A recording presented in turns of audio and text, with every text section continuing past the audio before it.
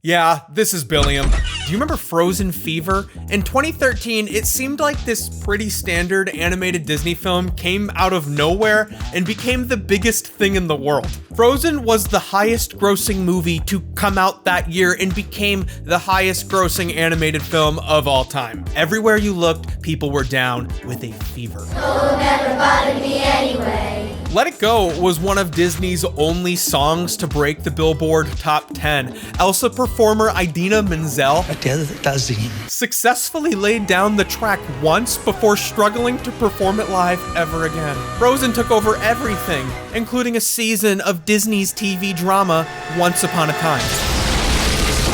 My name is Elsa. Okay, Elsa, it's okay. At its worst, ABC's campy TV show about classic fairy tale characters living in our modern world displays a kind of cliche sentimentality that can only be found in Disney's worst films. But at its best, Once Upon a Time has a true appreciation for the absurd. Mirror, mirror on the wall, show me who I want to kill most of all. Little Bo Peep, in this universe, is a warlord who turns people into her sheep. And you can work off your debts as my slaves. If you become Bo Peep's slave. It was a strange show for sure. In less than a year after Frozen came out, Elsa walked into Storybrooke. The beloved heroes from Frozen come to life and enter Sunday's most enchanting drama, Once Upon a Time. Cool, pun intended. For a season, this show became a non-canon sequel to the movie in which Anna and Elsa face off against their evil aunt, the public domain Snow Queen, who also has ice powers. We'll see some guy we're told is Kristoff with a haircut, a real reindeer playing Sven, and everyone's favorite animated character, Grandpappy, the rock troll. Remember the rock trolls that roll around and sing the worst song in the movie? Where is the snowman? Why is Olaf not in the show? What were they afraid of? I don't know why, but I always loved the idea of summer and sun and often hot. I wouldn't make such a big deal out of it if the trolls weren't basically just the animated models from the movie with like an HD texture slapped on. Oh, it's so realistic now. They could have had Olaf for one or two scenes. Why were they afraid of Olaf?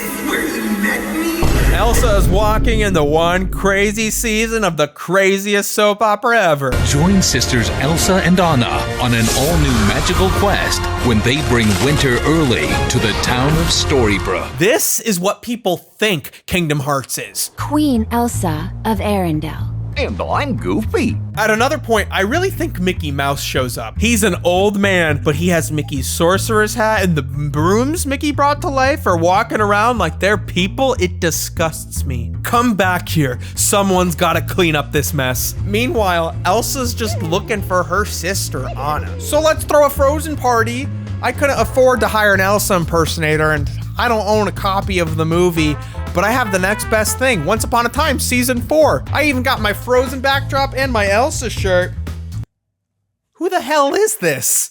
There are some TV shows without a doubt that are just absolute snooze fests sometimes. Luckily, today's sponsor, Helix Sleep, makes premium mattresses and bedding that is customized to fit your needs. And it's conveniently shipped right to your door. This thing rolls out of the box like it's your sleeping bag at summer camp, babies. Easy as 1, 2, 3. The Helix lineup includes over 20 different unique mattresses, including the award-winning Luxe and Ultra Premium Elite collections. There are so many options, but don't get overwhelmed because Helix Sleep has a quiz that will match your needs and your desires to a mattress. It asks about your sleeping position habits, your preferred firmness, whether or not you share the bed with someone. Yeah. I got a best friend. Based on my quiz results, I was matched with the Helix Midnight, a king-size bed, because I'm a tall guy. My girlfriend's tall. And I'm a side sleeper. You go from one shoulder,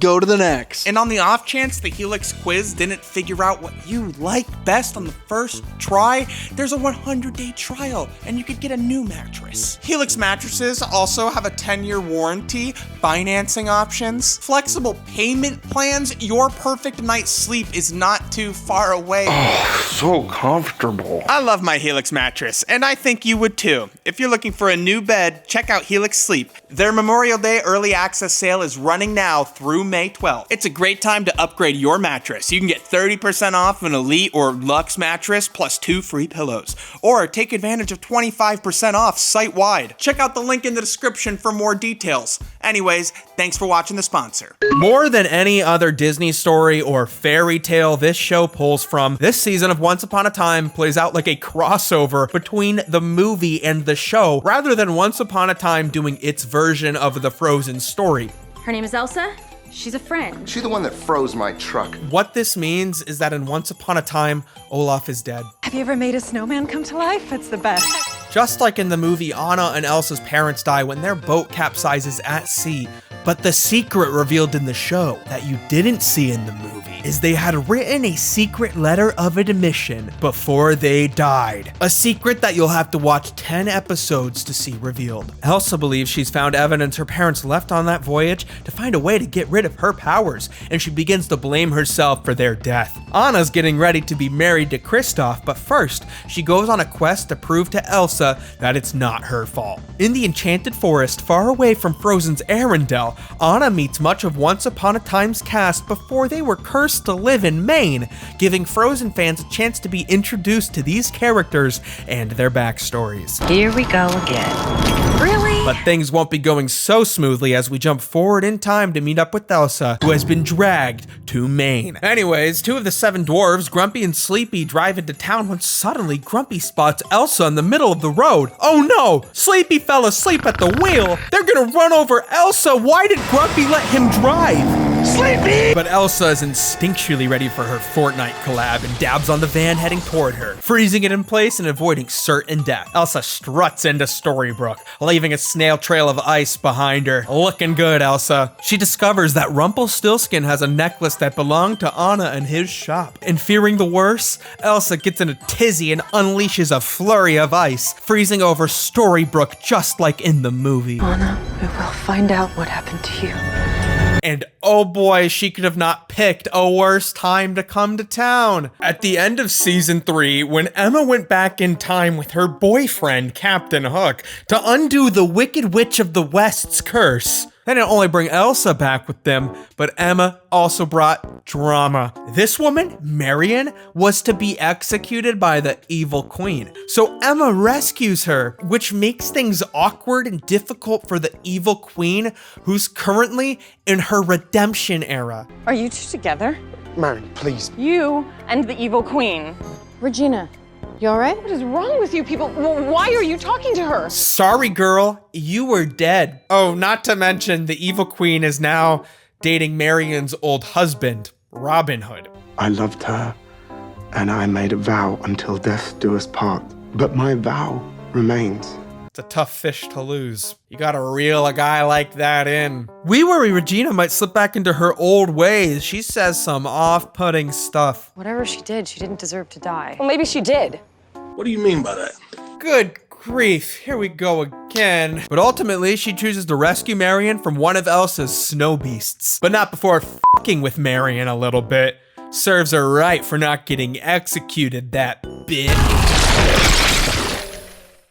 The evil queen, who is the mayor of Storybrooke, a town she created, started to turn good when Emma, the daughter of Snow White, came to town and broke the curse that made everyone forget their memories, time to freeze, and everyone to be trapped in Maine. Defeated, the queen was most devastated to learn that Emma is actually her adopted son Henry's biological mother. Henry has 2 moms and they do what they can to get along for him, but their pasts make that so hard. It's easily the strongest dynamic in the whole show. Regina is upset, but Emma comes to talk to her. Regina doesn't respond, but Emma knows she's right behind the door. Oh my god, it's just like Anna and Elsa, except these 2 don't build a snowman, and Olaf is dead. Meanwhile, because of some heavy shakeups, Regina is no longer the mayor. Now it's Snow White. You are the mayor now. I am. What is this, Animal Crossing New Leaf? When's Tom Nook walking into town? So now, during this Elsa crisis, Snow White has to step up and get the town's power back on. She doesn't know why the generator isn't working, but her hungry newborn baby helps her figure out the town needs fuel. It's hungry too. Who wants some milk from Mama Mayor? The whole town wants it. Their power is out. Elsa creates a wall of ice that not even Emma's boyfriend, Captain Hook, can hook through. She's freezing, turning blue. No. Emma! Prince Charming can't even chip at it. They look so pathetic. That's some tough ice. Emma makes it to Elsa, who is shyly hiding behind a giant icicle. She's scared and she's making threats. She wants us to try to find her before I freeze this town and everyone in it. The two are trapped and Emma starts freezing to death, but Elsa barely notices it because it turns out the cold never bothered her. Aren't you cold? I'm freezing. It's never bothered me. Anyways, Emma explains Elsa, I'm just like you. She says, I have powers and I have trouble controlling them just like you. You have the overwhelming pressure of becoming queen. I'm a savior. Once Upon a Time is just as good as Frozen. This season, the flashbacks reveal that most of these characters are connected in the fact that they all met Anna from Frozen without even realizing it. No, I'm afraid the only way for you to escape your fate is by killing me. Do it. Do it. Do it. Do it. Do it. Do it. Prince Charming, everyone's favorite character to forget about, had met Anna just a couple of years ago, which was before his 28-year-old daughter was born. Are you staying with me? Anna meets David in his flashback era with long hair, humbly living on a farm with his mother, unaware he is a secret backup prince for the king in case his twin brother, the prince, dies. David figures out Anna, who uses the alias Joan, must be Kristoff's fiance because Kristoff is the only guy he knows in Arendelle. That's some flawless deduction, but David has to meet Yoo-Hoo Big Summer Blowout, Arendelle's other guy. Big Summer Blowout? Two guys in Arendelle, two sisters. David and his mother are being harassed by a local warlord. We've all been waiting for her. It's Bo Peep.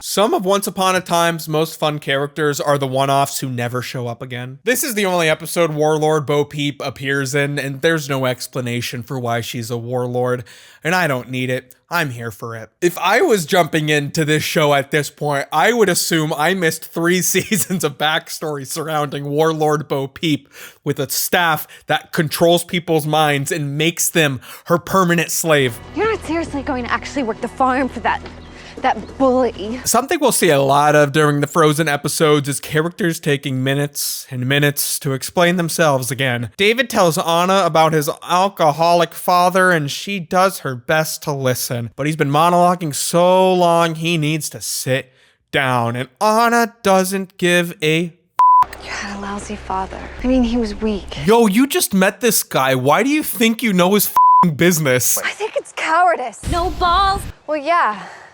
I mean that. I mean, you're right. David will become a warrior, but at this point, he is too afraid to fight. But guess what? Anna from Frozen is actually the one who taught him to fight. I get Bo Peep being a warlord more than I get Anna being like a trained fighter. I guess a lot happened after Olaf died. Later in Storybrooke, David figures out Joan is actually the Anna Elsa is looking for. And later, Elsa learns that Anna is still alive, helping her to calm down and bring Emma out of the ice before she freezes to death. However, Elsa can't lower the ice wall around the city, meaning it's somebody else's doing. Maybe it's the character selling ice cream, played by guest star Elizabeth Mitchell. Do you think it could be her? The power went out and her ice cream didn't melt. That's gotta mean something. I told you in the intro this was Elsa's evil aunt. Do you think it's true? Someone else did this. And a Snow Queen rises with twice the ice. I'm gonna go find who did this before it happens again. And 0 nice. The sheer amount of explanation to re-explain the story of all of these characters to new viewers is staggering. And it's not just the characters. There are all these props in the show that have their own lore and rules that need so much exposition to explain. Regina feels like she never gets her happy ending, so she asks Henry for the book that controls all all of their lives. She wants to change their own story to defy the wishes of God. Additionally, we have the necklace that belonged to Anna, the Bo Peep's staff that turns you into her slave, and the knife with Rumpelstiltskin's name on it, which controls him, that Anna is able to conveniently figure out right away to explain to the audience. Don't come any closer. Wait, you're not coming any closer just because I told you not to? As long as I have this wavy knife, you have to do as I say, don't you? He gives Belle the knife that controls him because he trusts her. Because as Rumpelstiltskin explains again, he is also the Beast from Beauty and the Beast. Just in case you don't believe it, he snaps his fingers and now they're recreating the ballroom dance from that movie. It feels so baby-brained. But sometimes it's not the real knife. Sometimes he gives her a fake knife and he just pretends to be controlled. And I guess they're having their honeymoon at Mickey Mouse's house because it's there where Rumpelstiltskin finds Mickey's sorcerer's hat, which has recently been updated to Mac OS X. On her journey, Anna also met the sorcerer's apprentice himself. This is Mickey Mouse. Mickey Mouse in Fantasia was the sorcerer's apprentice. And Anna created Mickey Mouse because she accidentally turns this man, Mickey Man, into Mickey Mouse. That mouse? That apprentice. Literally, Frozen is responsible for everything that ever happened in this show and to Disney. Anna and Elsa have so much responsibility for important things in this universe. Captain Hook comes to Rumpelstiltskin because he needs him to explain again that Rumpelstiltskin is also the crocodile from Peter Pan. And I don't need to explain to you that Peter Pan is Rumpelstiltskin's father. Rumpelstiltskin has kept Captain Hook's hand for all this time to hold over him as leverage. And now Hook wants his hand back so he can touch Emma with both hands. Those two have great chemistry. You want to go home and see what's on Netflix? I don't know what that is, but sure. But Captain Hook feels his old hand pulling him back toward evil, toward the darkness. Captain Hook beats the shit out of Will Scarlet, Robin Hood's merriest man. Will Scarlet feels like a character that gets way more screen time than he should.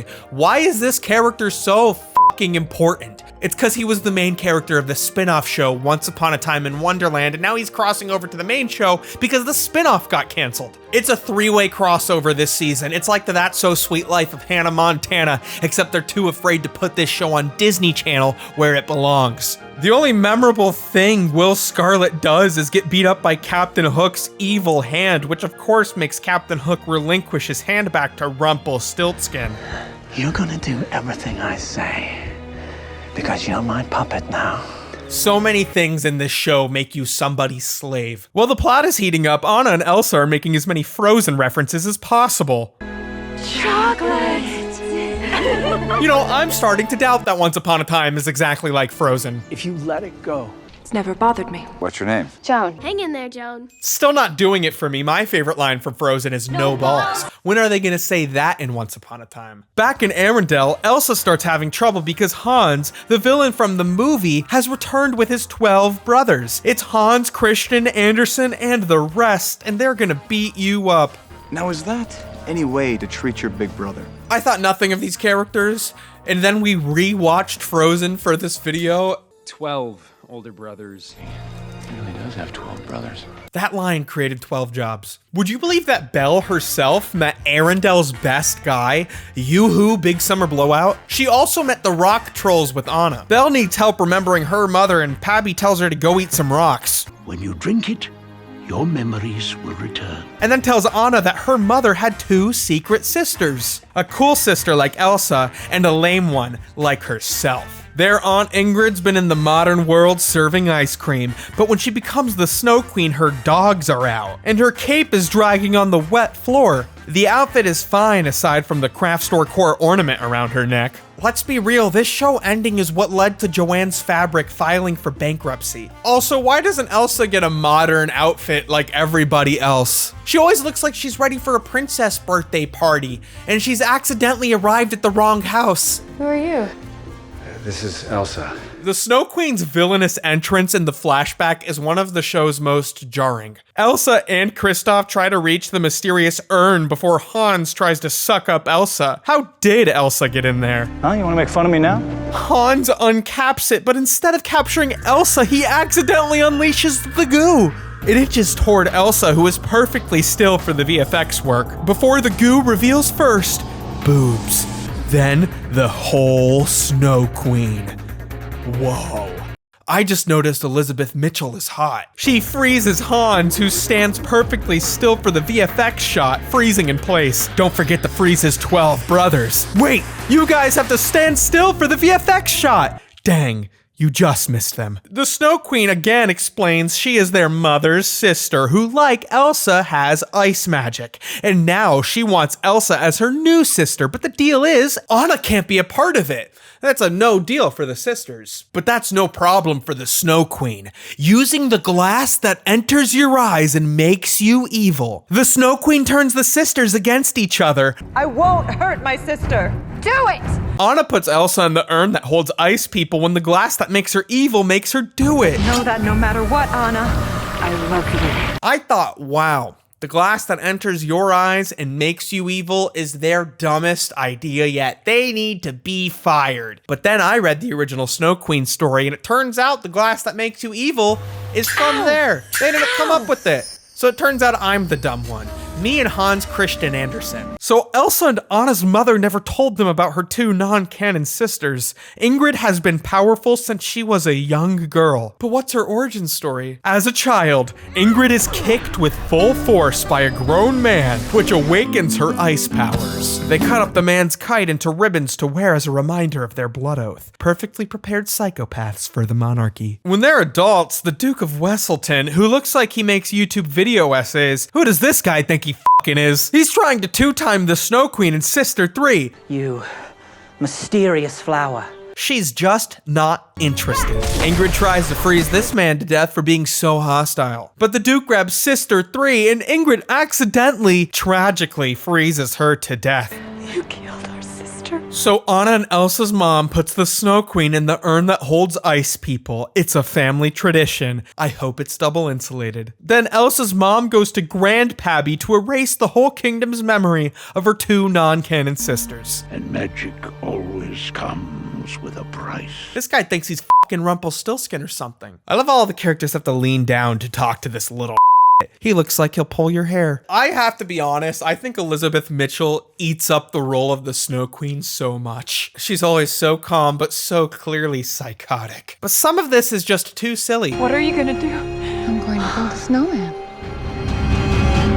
And that's our look done, guys. I hope you like Olaf. Now that Ingrid is free from her urn, she wants three sisters again. Herself, Elsa, and not Anna. She's not blonde and she doesn't have powers, but Emma, she's got it all. Emma, the main character, is confused why Ingrid shows interest in her. The main character. But a videotape reveals that Emma's memories had been erased and Ingrid was in fact her foster mother. If you thought the Frozen characters weren't gonna be a part of this up family tree, then you haven't been paying attention. Emma is Henry's mom, and the evil queen is his adoptive mother. But the evil queen is also the adoptive mother of Snow White, who's Emma's mom. And the evil queen's mom is the Queen of Hearts, and Henry's dad is actually Rumpelstiltskin's son, Neil. So Henry's great-grandpa is Rumpelstiltskin's dad, Peter Pan, and the evil queen's sister is the Wicked Witch of the West. The Frozen characters are the forgotten side of the family. Emma thinks there's a reason the Snow Queen had to erase her memories.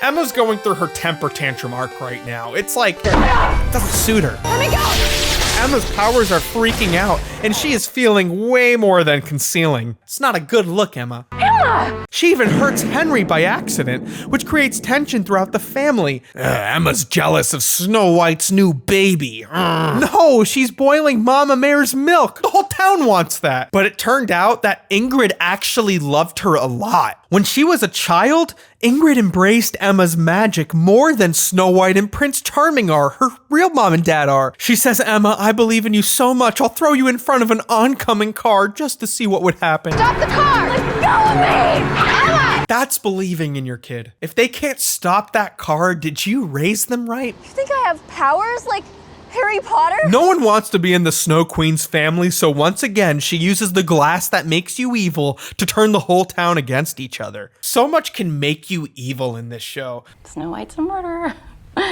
You better watch your step if you're in Storybrooke. You could just kill everyone you love. Meanwhile, Anna and Kristoff have been making their way to the bottom of the ocean to find the letter written by Anna and Elsa's parents. Her parents were looking for a star that grants your wish, which Elsa and Anna actually found in the first episode of the season. You remember that prop from episode 1? Well, Elsa has it now. And at the bottom of the ocean, Kristoff and Anna are about to drown. And Kristoff tries to call off the f***ing wedding. Holy shit. Marry you before we die. No. What? Anyways, Elsa is wearing the wishing necklace and says, gee, I sure wish Anna were here. I wish you were with me now. And then poof, Anna, and wasn't mentioned in the wish, Kristoff burst out of a portal. Imagine if Kristoff had to explain himself to Elsa and Anna, like right here, right now. Like he had to explain why he called off the wedding. Do you think Elsa would put him back on the bottom of the ocean? After like half a fucking season, this is the most underwhelming reason for them to be reunited ever. Like I thought they would do something to be reunited. Kristoff gets the glass in his eyes that makes him hate Anna. And so now he's gonna go back to the bottom of the ocean on his own accord. But it's nothing the glass bottle that knocks Kristoff out can't handle. Speaking of the bottom of the ocean, conveniently that letter that they went down there to find came back with them, even though they never found it. She must have thrown it into the ocean before their ship sank. It came over in the portal with us. Anyways, the letter explains Elsa's parents actually love ice powers and people with ice powers.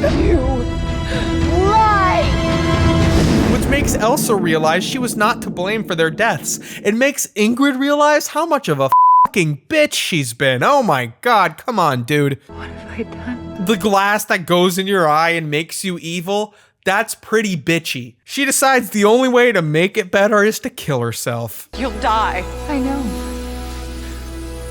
It's okay. She's dying, but that doesn't stop her from monologuing for like 2 minutes straight. Now you're gonna kill me. She explains her realizations, her future wishes, her life regrets, her thoughts on pop culture, where she thinks she's gonna go when she dies, which doesn't appear like it's gonna be anytime soon. She speaks for so long while also staying perfectly still, so the VFX team can get this done. Finally, she evaporates, ending her life in front of them, and Storybrooke turns back to normal. Everyone hugs and celebrates, and the soap suds falling from the sky. It's ice, actually. Dopey, put your tongue back in! Anna and Elsa's introduction to Once Upon a Time is crazy. I cannot wait to see what other crazy adventures they get on in this crazy story. They leave never to be seen again. I can't say I'm surprised to hear this. When the characters were introduced into the show, there were some people saying that this was a brand risk to Frozen. Frozen was Disney's like most popular movie ever, and they put it into what frankly is one of their most embarrassing properties. I'm not saying I'm gonna stop watching, but still, Frozen's inclusion did nothing long-term to help with this show's declining ratings. It did better than season 3,